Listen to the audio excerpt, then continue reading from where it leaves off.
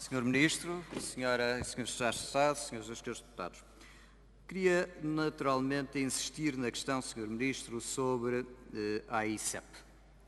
Como deve imaginar, o Partido Social Democrata acompanha com enorme preocupação os números das exportações e do investimento externo em Portugal e, naturalmente, o AICEP, a agência, é precisamente a agência que tem a responsabilidade de encontrar novos mercados para os produtos portugueses e novos investimentos para Portugal.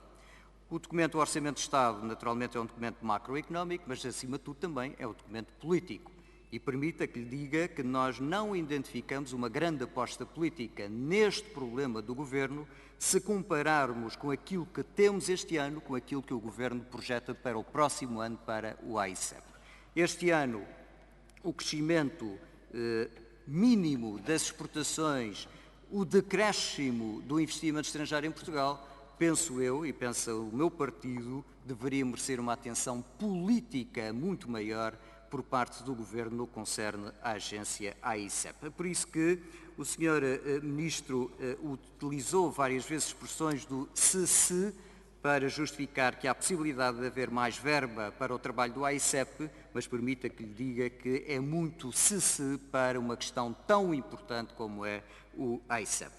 Também permita-me, Sr. Ministro, que faça muito rapidamente uma referência lamentando que tenha utilizado a expressão ou as expressões como massacre, depois utilizou de terremoto e que agora se está a viver uma reconstrução no Ministério dos Negócios Estrangeiros.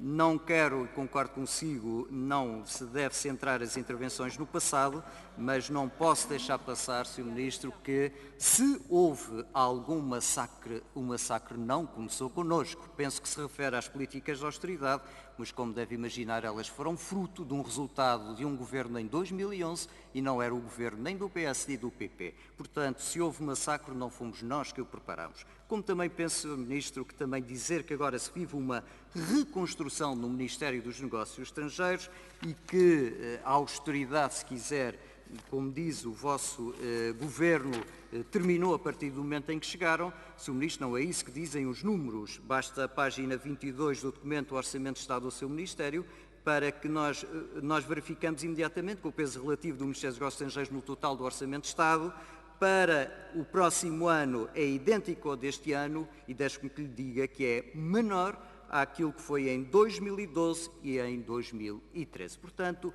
além de considerar que não é muito feliz a expressão do massacre, eu penso que é injusta.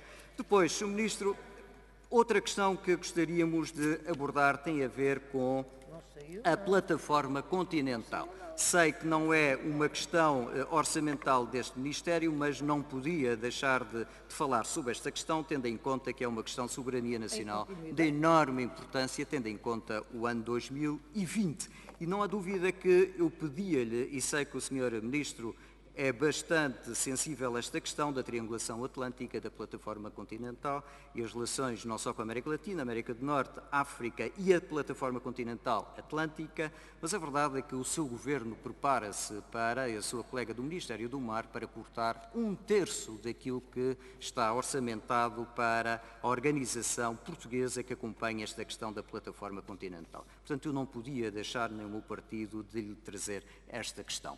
Por fim, também queria lhe apresentar a questão do apoio social aos imigrantes.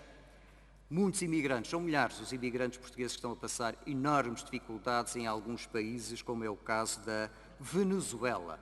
E gostava muito de saber, Sr. Ministro, como é que está a preparar, que naturalmente eu acredito que esteja a ser preparado e acompanhado também pelo Sr. Secretário de Estado das Comunidades, o apoio social aos milhares de portugueses que estão a atravessar dificuldades enormes. Quero lhe dizer, só por termos de curiosidade, que sei que é sensível para esta questão, que já são centenas aqueles portugueses imigrados na Venezuela que estão a regressar ao país, mais propriamente à Madeira, por questões de saúde. Portanto, pedia-lhe, Sr. Ministro, que também nos desse aqui algum ponto de situação em relação a isto. Termino com a questão das exportações, só para fazer um apontamento. Não é verdade que é devido à crise internacional que as exportações portuguesas não estão a crescer ou que mesmo que diminuíram. Não é verdade, Sr. Ministro. Podemos falar da questão de Angola, e aí é uma meia-verdade, mas os Estados Unidos, a China, a Espanha, que são países muito importantes, mercados importantes para Portugal, não são mercados que estejam em crise. E, no entanto, as exportações portuguesas não estão a corresponder a esse aumento. Muito obrigada, Sr. Deputado. Para uma intervenção tem a